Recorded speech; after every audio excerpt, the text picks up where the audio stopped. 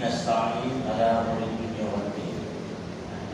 Wassalatu wassalamu ala asrafil anbiya'i wal mursalin sayyidina wa maulana Muhammadin wa ala alihi wa ashabihi ajma'in. Puji syukur kita panjatkan kepada Allah Subhanahu wa taala. Salawat dan salam kepada Rasulullah sallallahu alaihi wasallam. Yang saya hormati pengurus Badan Takmir Masjid At-Taqwa, yang saya hormati keimaman bersama Abdul Syar'i,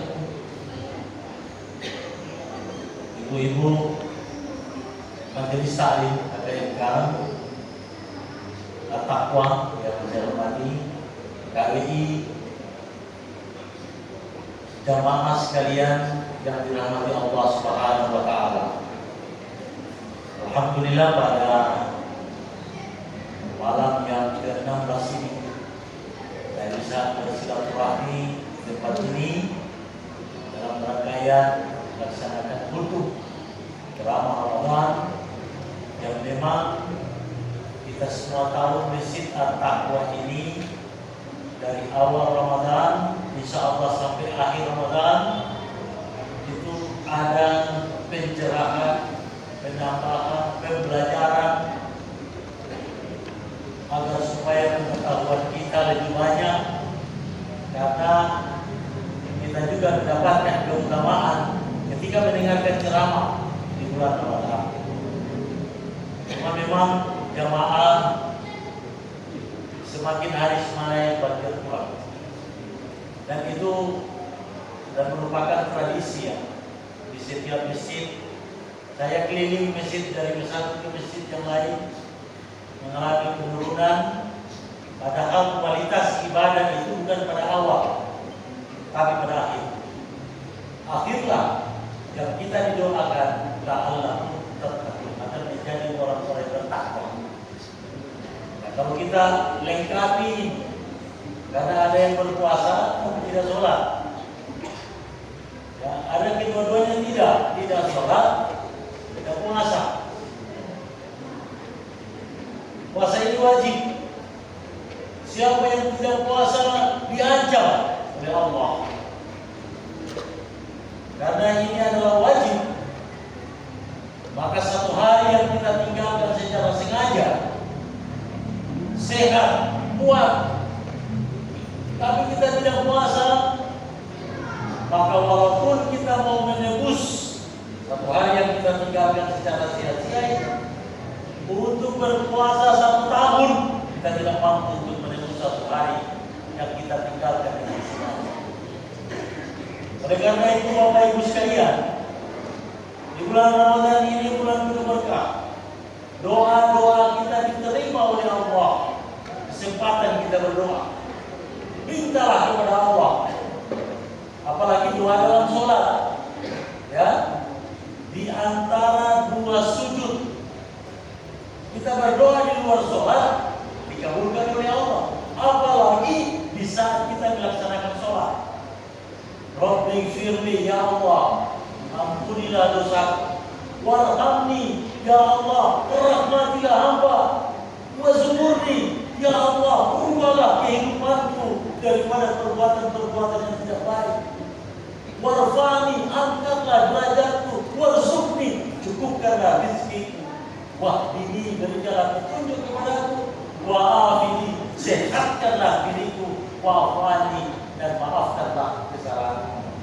8 doa yang kita baca tadi sholat isya tadi kita baca sebanyak 4 kali duduk di antara 2 sujud. Ya.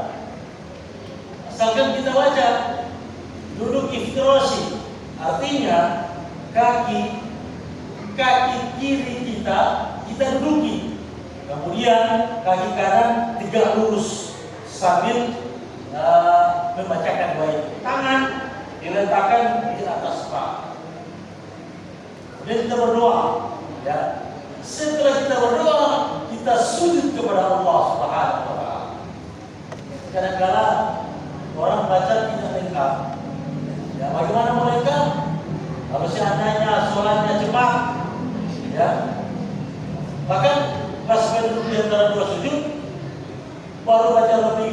langsung Allahu Akbar. Jadi kita coba ada doa singkat kalau kita baca dalam sholat sunnah ya. Sehingga tidak itu delapan doa yang kita baca. Allah tidak akan menolak doa orang yang berpuasa di bulan Ramadan. Ya, semakin banyak kita meminta kepada Allah, semakin banyak Allah kabulkan doa kita. Kemudian apalagi di bulan Ramadan, sholatlah secara khusyuk. Kalau di bulan lalu 10% kita punya khusyuk, maka di bulan Ramadan ini 100 bahkan 1000% kita harus khusyuk. Mulai dari takbir, Allah, ini takbir ini adalah rukun. Jadi kalau siapa yang tidak takbir tidak sah salatnya. Ya. Allahu Akbar, letakkan tangan di ulu hati. Ya. Sini perintah hadis ada 3 macam tempat di mana kita harus meletakkan tangan kita. Tangan kanan memegang pundak tangan kiri. Ini pertama, hadis pertama. Tangan kanan meletakkan di atas pundak tangan kiri. Jadi meletakkan, tidak memegang. Ada yang memegang, hadisnya saya. Ada yang meletakkan tangannya, sah tidak. Ada yang meletakkan di sini. Nah itu dalam satu riwayat, karena pada masa itu terjadi peperangan, sehingga pedangnya berada di sebelah kiri. Jadi siap-siap. Ya, kalau seandainya terjadi serangan, maka dia bisa taruh pedang. Karena gerakan-gerakan dalam sholat dibolehkan. Jadi orang bergerak dalam sholat boleh. Ya, yang dimaksud Imam Syafi'i itu gerakan besar. Gerakan besar. Kalau gerakan kecil itu tidak dihitung gerakan. Makanya kalau ibu-ibu bapak-bapak, apalagi panas, ya kita mau khusyuk, Allahu Akbar, ada gangguan. Kadang-kadang seperti ada yang berjalan-jalan di belakang kita. Kadang-kadang rasa gatal. Kalau menurut pendapat Imam Syafi'i, ya kita punya gerakan boleh. Kalau gatal, bahwa kalau gatal, ya gatal. Ya. Jangan tahan. Allahu Akbar, gatal di sini. Allahu Akbar, jangan bagaimana dia. Dia takut. Bismillahirrahmanirrahim. Semakin tahan, semakin gatal. Ar-Rahmanirrahim. Dia berubah begitu. Karena gatal. Padahal tidak perlu. Gatal tak?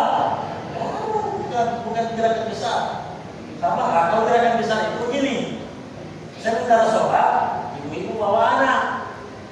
Anak ini menangis, mengganggu orang dalam keadaan sholat. Maka ibu ini boleh mengangkat bayinya. Ya, angkat bayinya sampai bayi itu diam, baru taruh. Itu gerakan besar 1 kali. Karena yang disebutkan 3 kali gerakan.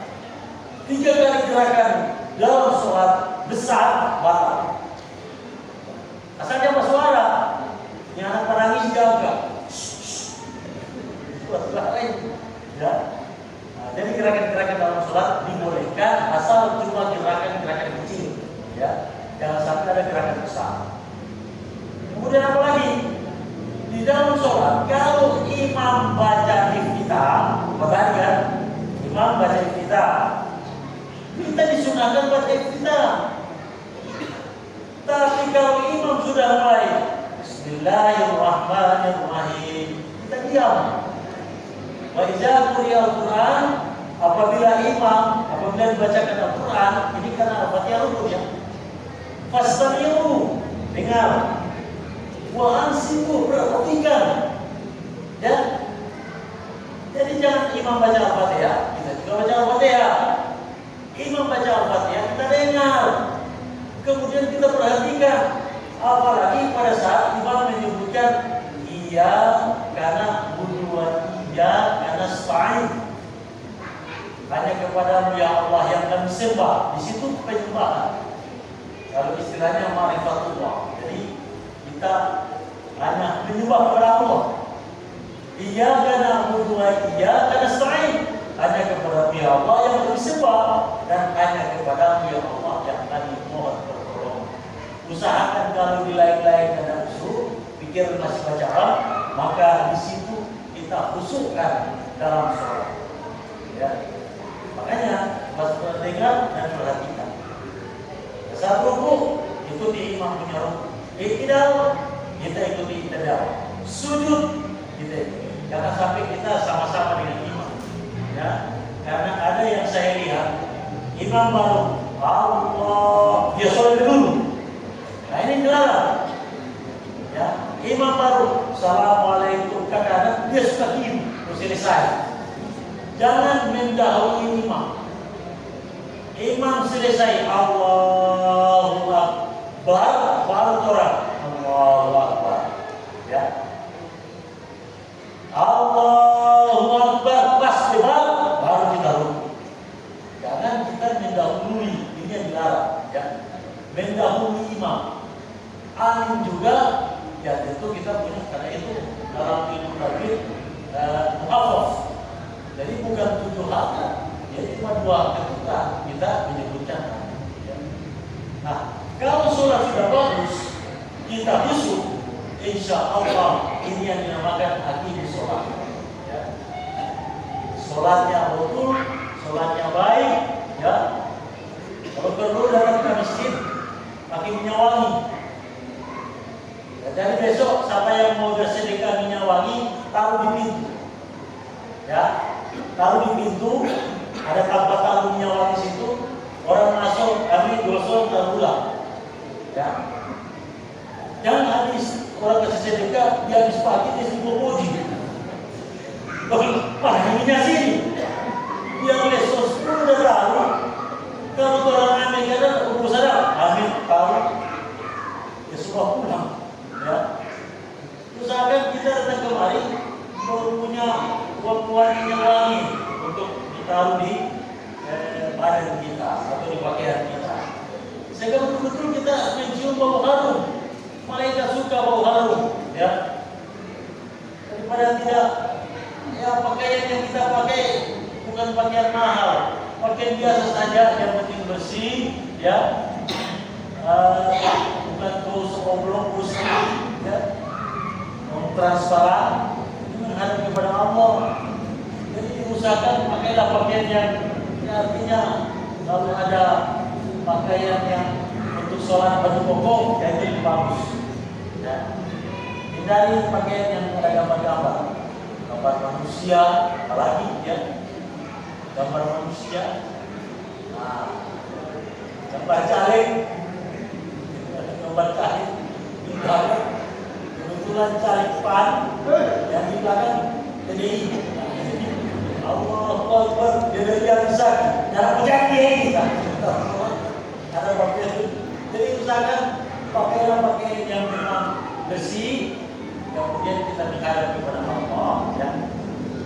Kemudian yang terakhir teman sekalian, untuk zakat, karena kami dianjurkan untuk mensosialisasikan ini, zakat itu 2,7 kilo, ya.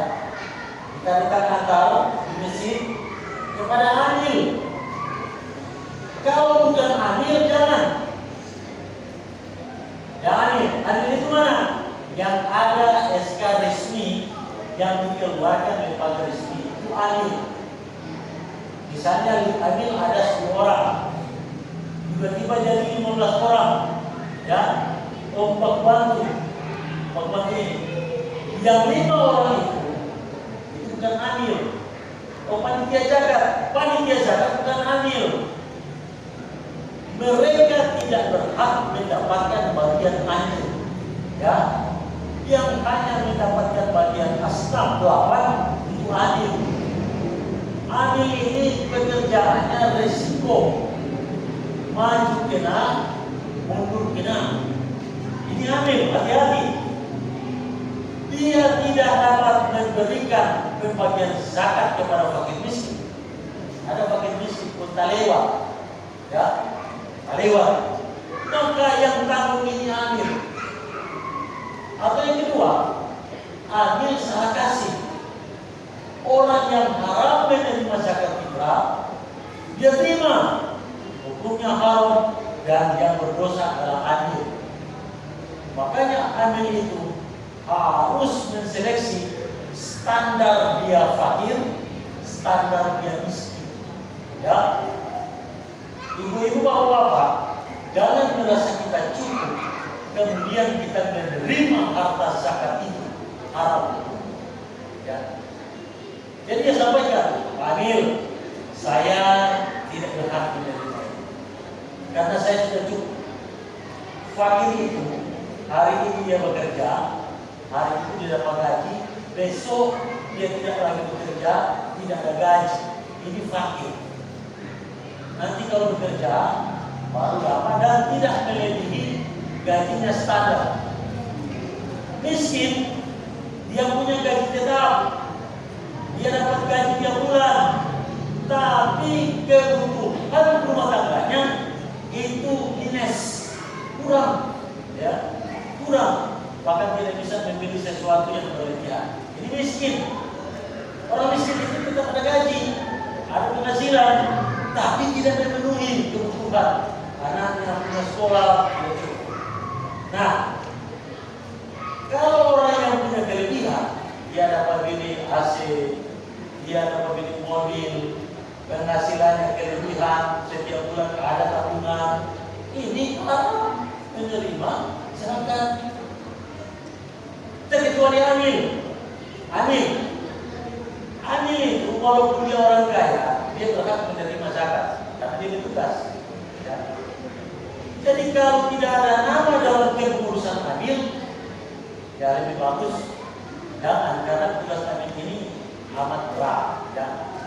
Jadi kalau kita mau bantu ya boleh, tapi bagian amil yang dia dapat itu dia sedekahkan kepada orang yang mau bantu kerja di nanti. Ya. Dan mengeluarkan zakat fitrah di mana wilayah keimaman, di situ dia keluarkan. Jangan tinggal di sini dia kasih tahuan tidak mudah, ya. Kalau diam di sana, keluarkan di sini. Tempat yang paling bagus menerima zakat dan mengeluarkan zakat adalah di masjid. Siapa yang keluarkan zakat? Kepala rumah tangga. Nawai an ukhrija fi zakat al-fitrah an-nafsi. Dan kenapa? Orang jadi dia punya keluarga, istrinya, anaknya. Kalau dia punya anaknya sudah mandiri, ya dia punya anak yang keluarga. Kemudian yang menerima, amin. Azallahu fima aqaita, dia berdoa. Semoga Allah bersihkan hartamu, menerima rezeki. Jangan kita suruh anak yang belum dewasa, antar ke sana tuh jaga ke sana. Bilang Bapak Imam, kita sudah suruh jaga. Akhirnya, jadi alangkah baiknya karena ada niat, ada doa supaya kita didoakan 1 tahun kemudian kita dihindari daripada segala macam penyakit, bala, bencana. Jadi demikian, mudah-mudahan bisa bermanfaat. Dan saya mohon maaf tidak dapat tarawih di sini. Saya akan lanjutkan di Masjid Al-Amin. Akhirul kalam, billahi taufiq wal hidayah. Wassalamualaikum warahmatullahi wabarakatuh.